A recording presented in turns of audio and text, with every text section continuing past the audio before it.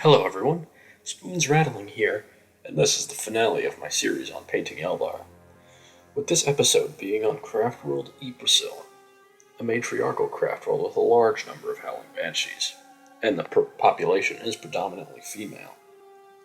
We'll talk more about their lore later. Let's get started on our big send-off to our first series.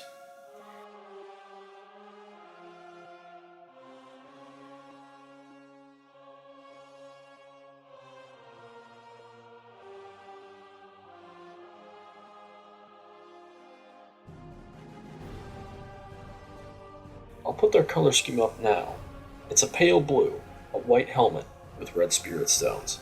It's a very snazzy paint scheme, and I'm a big fan. Now let's get into the base coat. Starting off with the main color, I used Royal Cloak from Army Painter to get the blue color down. Pretty much the whole model was painted with this, excluding the helmet, though I painted the helmet by accident.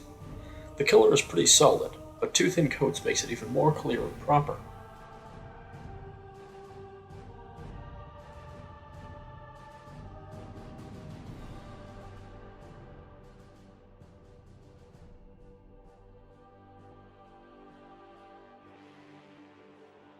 From here, this is what it looked like.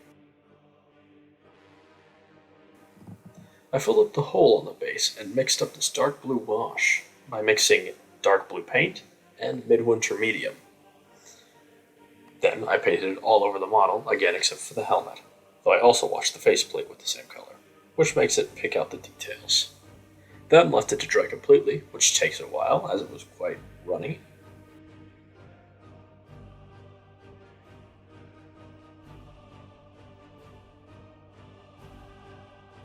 I then used Corax White paint. I used Corax White that I thinned down quite a bit to paint the helmet and the sash.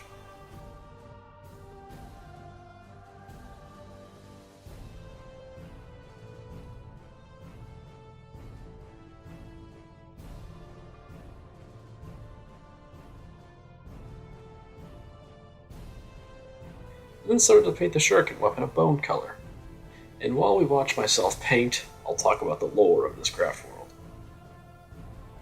Iybraesil is a predominantly female craft world located near the Eye of Terror. Frequently, they go to war against their ancient enemies, the forces of chaos.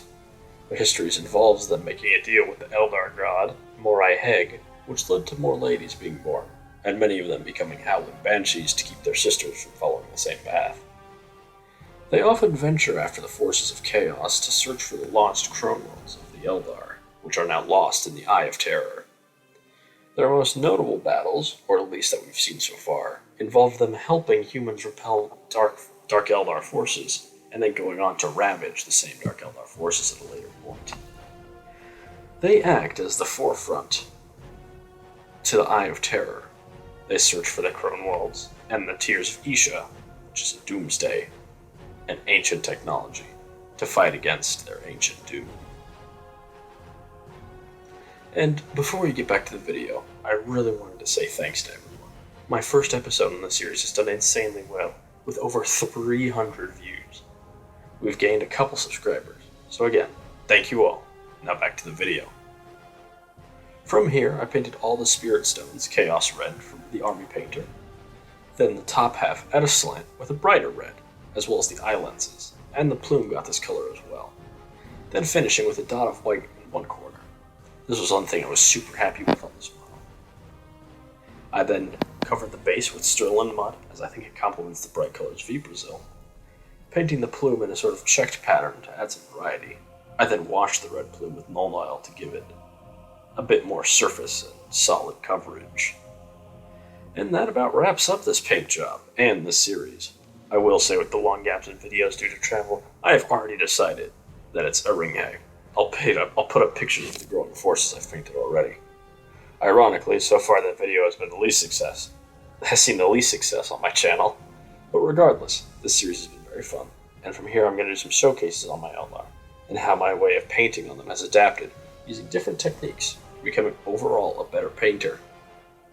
It's been a very fun experience learning how to highlight things. In the future, I will be talking over my lists and strategies, which I intend to include a lot of Howling Banshees with which is funny since I didn't go with the craft world that uses a lot of Howling Banshees.